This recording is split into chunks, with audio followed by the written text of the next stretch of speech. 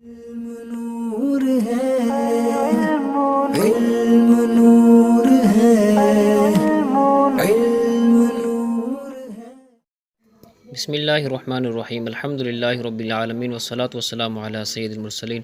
ہمارا Arabic grammar series جو course چل رہا تھا وہ جاری تھا، تو ہم معطوف اور معطوف علیہ کو پہچاننے کی علامات سن رہے تھے۔ ہم نے گزشتہ لیکچر میں 5 علامتیں معطوف اور معطوف علیہ کو پہچاننے کی سنی۔ آگے چھٹی علامت یہ ہے کہ کئی اسموں پر تنوین ہو، درمیان میں واو وغیرہ آ جائے تو دوسرے سب اسموں کا عطف ہوگا پہلے اسم پر بشرط یہ کہ معنی ٹھیک ہو۔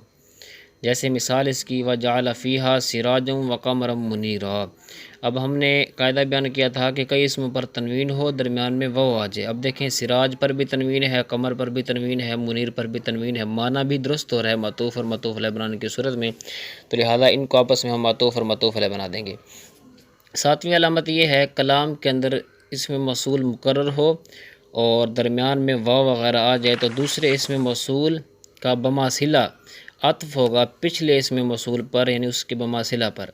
جیسے اس کی مثال ہے الذین یؤمنون بالغیب والذین یؤمنون بما انزل الیک۔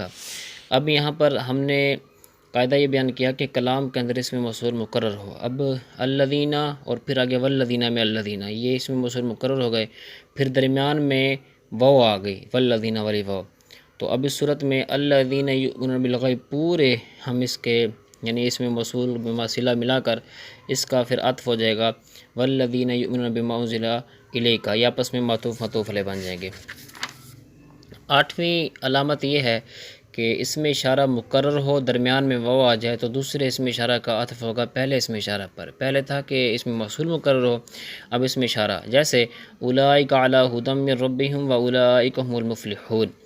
9ویں علامت یہ ہے کہ ایک لفظ کی کئی اقسام ہوں اور ان کے درمیان میں واو آ جائے تو دوسری اقسام کا عطف ہوگا پہلے قسم پر۔ اس کی مثال ہے الصوم ضربان واجب و نفل۔ اسی طرح الطلاق علی ثلاثۃ اوجہ احسن الطلاق و طلاق السنۃ و طلاق البدعۃ۔ 10ویں علامت یہ ہے کہ کسی چیز کے متعدد فرائض، واجبات، سنن اور مستحبات کا بیان ہو اور ان کے درمیان واو آ جائے تو ہر فرض، واجب، سنت اور مستحب کا عطف ہوگا پہلے فرض، واجب، سنت اور مستحب پر۔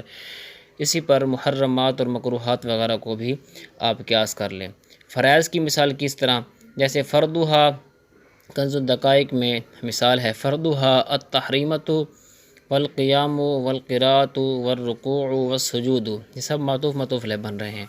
واجبات میں مثال یہ بھی کنز الدقائق سے وواجبھا قراءۃ الفاتحۃ وضم سورۃ وتعین القراءۃ، یہ بھی آپس میں معطوف معطوف علیہ بن جائیں گے۔ اور سنن کی مثال کیا ہے، جیسے سننھا رفع الیدین للتحریمۃ ونشر اصابعہ وجہر الامام بالتکبیر۔ مستحبات میں مثال جیسے ویستحب للمتوضئ ان ینوی الطہارۃ ویستوعب رأسہ ویرتب الوضوء، یہ سب آپس میں معطوف معطوف علیہ بن جائیں گے۔ محرمات میں مثال حرمت علیکم المیتۃ والدم ولحم الخنزیر، یہ بھی آپس میں معطوف علیہ اور معطوف بن جائیں گے۔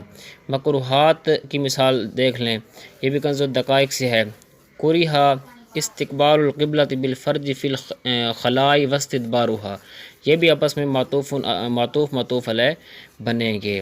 یہ ہم نے آپ کی بارگاہ میں معطوف اور معطوف علیہ کو پہچاننے کی کچھ علامات رکھی ہیں۔ 10 علامات آپ کی بارگاہ میں پیش کی ہیں۔ اللہ پاک کی بارگاہ میں دعا اللہ پاک ہمیں علم نافع